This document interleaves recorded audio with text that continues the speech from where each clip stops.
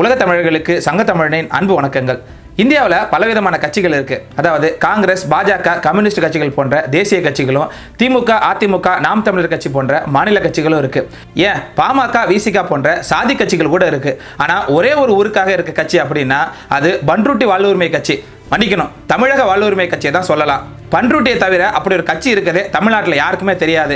இப்படி பண்ருட்டியில் எம்எல்ஏ ஆகணும் அப்படிங்கிற ஒரே நோக்கத்துக்காக ஒரு கட்சி நடத்திட்டு அந்த கட்சியையும் திமுக கிட்ட அடகு வச்சுட்டு திமுகவோட உதயசூரிய சின்னத்தில் போட்டியிட்டு வெற்றி பெற்று பண்ருட்டி எம்எல்ஏ இருக்காரு வேல்முருகன். இப்படி திமுக கிட்ட வாங்குற ஒற்றை சீட்டுக்காக திமுகவின் மற்ற கூட்டணி கட்சிகள் போல திமுகவுக்கு யாரெல்லாம் எதிராக இருக்காங்களோ அவங்க மீது பாய்ந்து பொறாண்டுவதுதான் இந்த வேல்முருகனோட வேலை. அப்படித்தான் சமீபத்தில் நேரடியா தமிழக வெற்றி கழகத்தின் மீதும் மறைமுகமா நாம் தமிழர் கட்சியின் மீதும் வன்மத்தை கக்கிட்டு வர்றாரு இந்த வேல்முருகன்.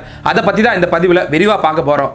எத்தனை காலந்தான் ஏமாற்றுவார் இந்த நாட்டிலே. தமிழக வெற்றி கழகம் அதாவது தாவேகா அப்படிங்கிற கட்சியை ஆரம்பிச்சாரு விஜய். அது தமிழ்நாட்டில் ஏற்கனவே இருந்த தமிழக வாழ்வுரிமை கட்சி அதாவது தாவேகா கட்சியின் ஆங்கில எழுத்தான டிவிகே போல இருக்கு அப்படின்னு விஜய் கட்சி ஆரம்பிச்சதுல இருந்தே தொடர்ந்து சொல்லிட்டு வர்றாரு தமிழக வாழ்வுரிமை கட்சியின் தலைவரான வேல்முருகன். அப்போ இருந்து விஜய்க்கும் வேல்முருகனுக்கும் இடையே மிகப்பெரிய உரசல் ஆரம்பிச்சது. அது மட்டும் இல்லாம விஜய் கட்சி ஆரம்பிச்சது யாருக்கு கலக்கத்தை கொடுத்ததோ இல்லையோ திமுகவுக்கு மிகப்பெரிய கலக்கத்தை கொடுத்திருக்கு. ஏன் அப்படின்னா விஜய் குறி வைக்கிற வாக்குகள்ல பெரும்பான்மையான வாக்குகள் திமுகவுக்கு விழும் வாக்குகள் தான். அதாவது சிறுபான்மையினர் வாக்குகளை தான் மிகப்பெரிய அளவில் நம்பி இருக்கு திமுக. அப்படிப்பட்ட சிறுபான்மையினர் வாக்குகள் தான் குறி வைக்கிறாரு விஜய். இதனால நேரடியாக விஜய் விமர்சிக்க முடியாம தன்னோட கூட்டணி கட்சிகளான விசிக, தாவாக, கம்யூனிஸ்ட் போன்ற கட்சிகளை ஏவி விடுது திமுக. அதன் ஒரு தொடர்ச்சியா தான் சமீபத்தில் விஜய் மாணவர்களுக்கு பரிசு பொருள் கொடுக்கிற ஒரு விழாவை நடத்தினாரு. அந்த விழால விஜயை பார்த்து உற்சாகம் அடைந்த மாணவிகள் விஜயை கட்டிப்பிடிச்சாங்க. அதாவது அந்த விழாவில் கலந்துகிட்ட மாணவிகளோட வயசு பாத்தீங்கன்னா 18க்கு கீழே தான் இருக்கும். ஆனா விஜய்க்கோ 50 வயதுக்கு மேல. அதாவது விஜயோட பெண் வயது இருக்கக்கூடிய சிறுமிகள் விஜய் மீது இருக்கக்கூடிய அதீத அன்பால அவரை கட்டி பிடிச்சாங்க. இத மிகவும் அருவருக்கத்தக்க வகையில கொச்சையா விமர்சனம் செஞ்சு பேசினாரு வேல்முருகன். அதாவது வெறும் 2 கிராம் தங்கத்துக்காக பெற்றோர்களே தங்களோட பிள்ளைகளை கொண்டு போய் அங்க விடுறாங்க, இதுக்கு அவங்க கூட்டி கொடுக்கிற வேலையை பார்க்கலாம் அப்படின்னு ரொம்பவே அருவருக்கத்தக்க வகையில பேசினாரு வேல்முருகன். இன்னைக்கு யாரோ சினிமாவில் நடிச்சிட்டு 2 படத்துல சூப்பர் ஸ்டார் ஆன உடனே இன்றைக்கு நான் தான் தமிழ்நாட்டுக்கு முதலமைச்சர் 2 கிராம் பரிசு கொடுத்த உடனே நம்ம முட்டா போய் நான் நடிகனை கூட சொல்ல மாட்டேன். ஒரு வயசு பொண்ணை கூட்டு போறான், நாளைக்கு ஒரு 3 மாசம் கழிச்சு +2 முடிச்சு டிகிரி முடிச்சு போய் கல்லூரி பெண்களை கூட்டு போறான். அறிவு வேணாம் தமிழனுக்கு? அவன் பெத்து வளர்த்து ஒரு ஆளாக்கிய பெண்ணு நாளைக்கு மாற்றான் மனைவியாக வாழ வேண்டிய ஒரு பெண்ணு. அப்பா இருக்கலாம், ஆத்தா இருக்கலாம், ஆயிரக்கணக்கான ஊடக பத்திரிகை இருக்கலாம், ஒரு சினிமா கூத்தாடி பையனை கட்டி பிடிச்சி லிப்ஸ்டிக் கொடுக்கறது அனுமதிக்கிறேன். இது கூட்டி கொடுக்குற தொழில் செய்யலாம் இல்ல? இது கூட்டி கொடுக்குற தொழில் செய்யலாம் இல்ல? எந்த நடிகனுக்கு செய்யறது? இது என்ன ஈன பிறவி? தமிழுடைய பிறவியா இது? அப்படியே விஜய் அண்ணா விஜய் நடிங்க, நடிச்சிருக்காரா பாராட்டுங்க. இது முழுக்க முழுக்க விஜய் மீது அவருக்கு இருக்கக்கூடிய வன்மத்தை தான் குறிக்குது. விஜய் மீது வைக்கிறதுக்கு அரசியல் ரீதியா பல்வேறு விமர்சனங்கள் இருக்கு. அத நாகரிகமான முறையில் வைக்கலாம். ஆனா இப்படி மாணவர்களுக்கு உதவுறத கொச்சையா விமர்சிக்கிறாரு இந்த வேல்முருகன். விஜயை இப்படி விமர்சனம் செய்யற வேல்முருகன் உதயநிதி ஸ்டாலினையோ இல்ல எல்லாரும் என்ன அப்பான்னு அழைக்கிறாங்க அப்படின்னு சொல்லிட்டு பள்ளி மாணவிகளை கட்டி அழைக்கிறாரு ஸ்டாலின், அவரையோ இது மாதிரி விமர்சனம் செஞ்சிட முடியுமா என்ன? செய்ய மாட்டார். ஏன்னா அவங்க கொடுக்குற ஒத்த சீட்டையும் பிடிங்கிட்டாங்கன்னா அப்ப அவர் எம்எல்ஏக்கு என்ன பண்ணுவாரு? இப்படி ரொம்பவே அருவருக்கத்தக்க வகையில கொச்சையா பேசினது தமிழ்நாட்டில் மிகப்பெரிய அதிர்வலைகளை ஏற்படுத்தினது. இதனால தமிழக வெற்றி கழகத்தினர் அவர் மீது தேசிய குழந்தைகள் நல ஆணையத்தின் மீது புகார் செஞ்சாங்க. இப்படி அவர் மீது கொடுக்கப்பட்ட புகாரை தேசிய குழந்தைகள் உரிமை ஆணையமும் ஏத்துக்கிட்டாங்க. இதனால அவர் மேல போக்சோ வழக்கு கூட பாயலாம். ஏன்னா அவர் பேசினது 18 வயது குறைவான பெண்களை தான். இதனால கட்டாயமா அவர் மேல போக்சோ வழக்கு பாயறதுக்கான வாய்ப்புகள் அதிகமா இருக்கு. ஆனா அவர் ஒரு திமுகவோட அல்லக்கை அப்படிங்கிறதுனால திமுக ஆட்சி இருக்கிற வரைக்கும் அவர் மீது எந்தவித நடவடிக்கையும் எடுக்கப்படாது. அது மட்டும் இல்லாம வேல்முருகன் மேல தமிழக வெற்றி கழகத்தினர் வழக்கு கொடுத்திருக்காங்க அப்படிங்கிறதுக்காக அதற்கு பதிலடி கொடுக்கும் விதமா விஜய் மேலேயே தமிழக வாழ்வுரிமை கட்சியினர் புகார் கொடுத்திருக்காங்க.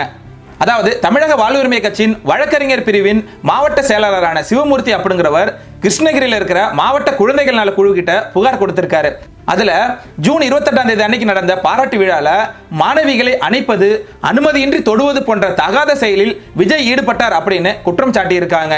இத்தகைய செயல் சமுதாயத்தில் பெண் குழந்தைகளை தொடுவது தவறில்லை என்கிற தவறான முன் உதாரணத்தை ஏற்படுத்தும் என்பதால் சட்ட ரீதியாக நடவடிக்கை எடுக்க பரிந்துரை செய்ய வேண்டும் அப்படின்னு புகார் கொடுத்திருக்காங்க. நீங்க வேணா பாருங்களேன், இவ்வளவு ஆபாசமா அருவருக்கத்தக்க வகையில பேசின வேல்முருகன் மேல எந்தவித நடவடிக்கையும் எடுக்கப்படாது. ஆனா விஜய் மீது வேல்முருகன் கொடுத்த புகாரின் அடிப்படையில விஜய் மீது ஏதாவது நடவடிக்கை எடுக்கும் இந்த திராவிட மாடல் அரசு. இப்படி ஆபாசமா அருவருக்கத்தக்க வகையில பேசுறதெல்லாம் பேசிட்டு அது மிகப்பெரிய சர்ச்சையானவன நான் விஜய் குறிப்பிட்டு பேசல. கிட்டத்தட்ட 1.25 மணி நேரம் நான் பேசினதுல வெறும் 45 நிமிடங்கள் நான் பேசினதை வெட்டி ஒட்டி எல்லாரும் பரப்பிட்டு இருக்காங்க அப்படின்னு முழு பூசணிக்காய சோத்துல மறைக்கிற மாதிரி பேசினாரு வேல்முருகன். அதுல நான் பேசாத செய்தியை விஜய் எங்கேயாவது இளம் பெண்களை கட்டி பிடிச்சு முத்தமிட்டாருன்னு நான் சொல்லியிருக்கேனா? இல்ல அவர் பரிசு கொடுக்க வந்த இடத்துல அப்படி நடந்துகிட்டாருன்னு நான் சொல்லியிருக்கேனா? அப்படி சொல்லவே இல்லை. சொல்லாத ஒன்றை சொல்லியதாக நீங்க எடுத்துக்கொள்கிறீங்க.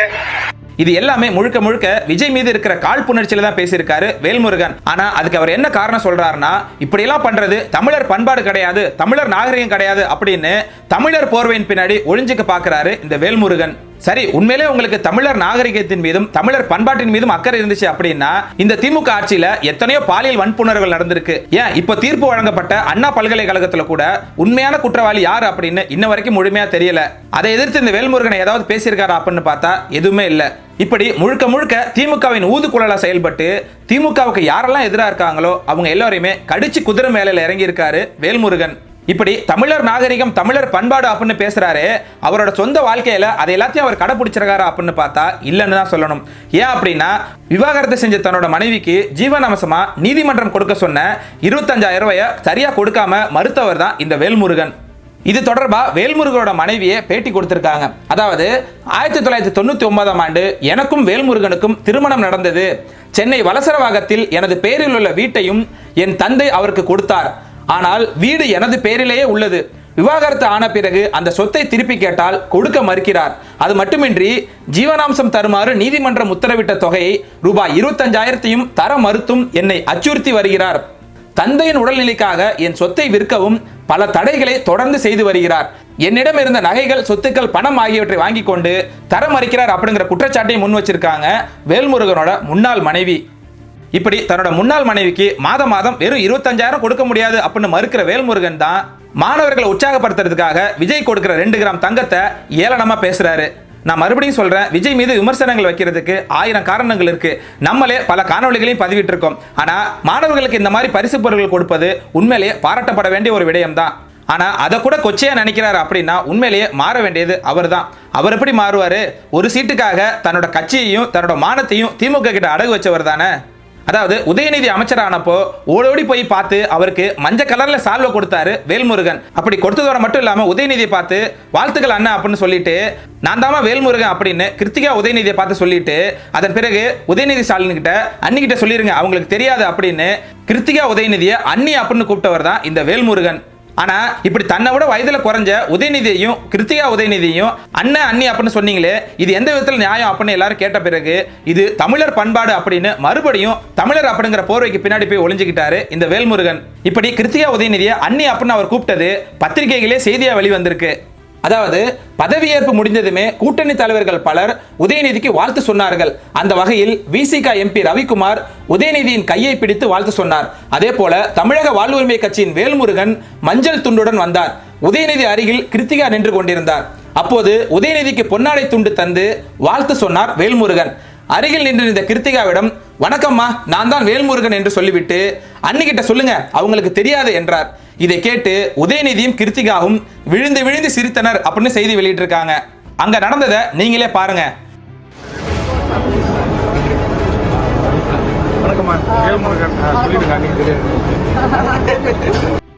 இப்படி உதயநிதி அண்ணன் அழைச்சது உண்மைதான் அப்படின்னு அவரே ஒத்துக்கிட்டாரு. அதுக்கு அவர் விளக்கமும் கொடுக்கிறாரு. அதாவது உதயநிதியை நான் அண்ணன் என அழைத்ததில் ஒரு சர்ச்சையும் இல்லை. என்னை விட மூத்தவரான தலைமை கழக செயலாளர் என்னை அண்ணன் என்றுதான் கூப்பிடுகிறார். இது தமிழர்களின் பண்பாடு. பொது இடங்களில் உதயநிதியை என்ன கதாநாயகரே என அழைத்துள்ளேன். என்ன உதய் சார் எப்படி இருக்கீங்க என கேட்டுள்ளேன். இளைஞரணி செயலாளரே என்றும் அழைத்துள்ளேன். பல இடங்களில் அண்ணன் என்றும் பேசியிருக்கிறேன். இது தமிழர்களுக்குள் உள்ள மேடை நாகரிகம். அந்த இடத்தில் சபாநாயகர் இருக்கார், அமைச்சர் பெருமக்கள் இருக்கிறார்கள். எனவே மேடை நாகரிகம் கருதி அவரை அண்ணன் என அழைத்தேன். அவர் என்னை விட 2 வயது தான் இளையவர். கவர்னர், முதல்வர் எல்லாம் இருக்கும்போது அண்ணன் அண்ணி என சொல்வது தப்பான வார்த்தையா? துர்கா ஸ்டாலினை 30 ஆண்டுகளாக அண்ணி என்றுதான் அழைத்து வருகிறேன் என்றார் வேல்முருகன். இப்படி உதயநிதியையும் கிருத்திகா உதயநிதியையும் அண்ணன் அண்ணி அப்படின்னு அழைச்சது உண்மைதான் அப்படின்னு அவரே பேட்டி கொடுத்திருக்காரு. ஆனா மற்றொரு பேட்டியில் அவர் பேசும்போது நான் துர்கா ஸ்டாலினை பார்த்தா அப்படி சொன்னேன், கிருத்திகா உதயநிதியை அண்ணி அப்படின்னு கூப்பிடல அப்படின்னு அந்தர் பல்ட்டி அடிச்சாரு வேல்முருகன். நான் அண்ணின்னு கூட்டது பக்கத்தில் இருந்த முதலமைச்சருடைய மனைவி அண்ணி துர்கா. இப்படி திமுகவோட தலைமை குடும்பத்துக்கிட்டையும் திமுக காரங்கிட்டையும் பம்முவாரு இந்த வேல்முருகன். ஆனா வெளியில வந்து நாங்கெல்லாம் யார் தெரியுமா, சும்மா ஒரு யூடியூப் சேனலோ ஒரு ஃபேஸ்புக் பக்கமோ இருந்தா என்ன வேணாலும் எழுதிடுவீங்களா, முந்திரி காட்டுல தலைகீழ தொங்குவீங்க, அதெல்லாம் செஞ்சுட்டு தான் இங்க அரசியல்வாதியா வந்திருக்கேன் அப்படின்னு வெட்டி உதார் விடுறாரு இந்த வேல்முருகன். பேஸ்புக் இருக்கு, ஆளுக்கு ஒரு யூடியூப் இருக்குன்னா உட்காந்துக்கிட்டு என்ன பேசிங்களா?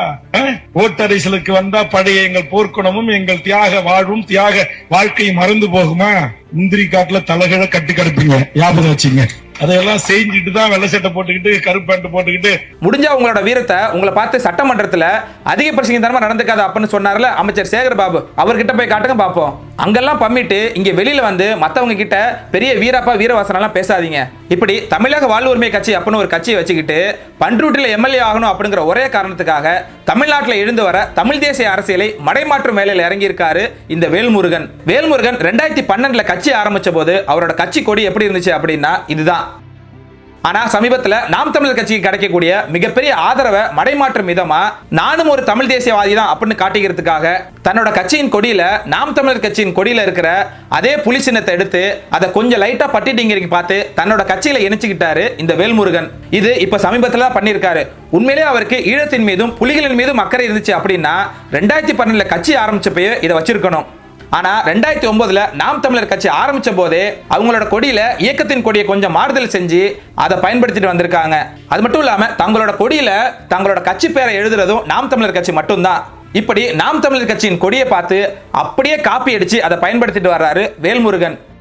அது மட்டும் இல்லாம நாம் தமிழர் கட்சியிலேருந்து விலகினவங்க அப்புறம் நாம் தமிழர் கட்சியின் மீது அதிருப்தியில் உள்ளவங்களை தேடி தேடி போய் அவங்கள தன்னோட கட்சியில சேர்க்கிற வேலையில இறங்கி இருக்காரு இந்த வேல்முருகன். இப்படி செய்வதன் மூலமா தமிழ்நாட்டில் எழுந்து வர தமிழ் தேசிய அரசியலை கொஞ்சம் கொஞ்சமா மடைமாற்றி அந்த ஓட்டுகளை திமுகவின் பக்கம் சேர்க்கும் வேலையில் இறங்கி இருக்காரு இந்த வேல்முருகன். எங்க டாக்டர் இளவஞ்சி வரல? அது வந்து இன்னும் 10 நாளில் வரேன். வீட்டுக்காரர் கொஞ்சம் இல்லையா? ஏப்ரல் 14 சொல்லிச்சு, அப்புறம் திரும்ப இன்னைக்கே வரேன்னு சொல்லிச்சு. அப்படிதான் சொல்லுது.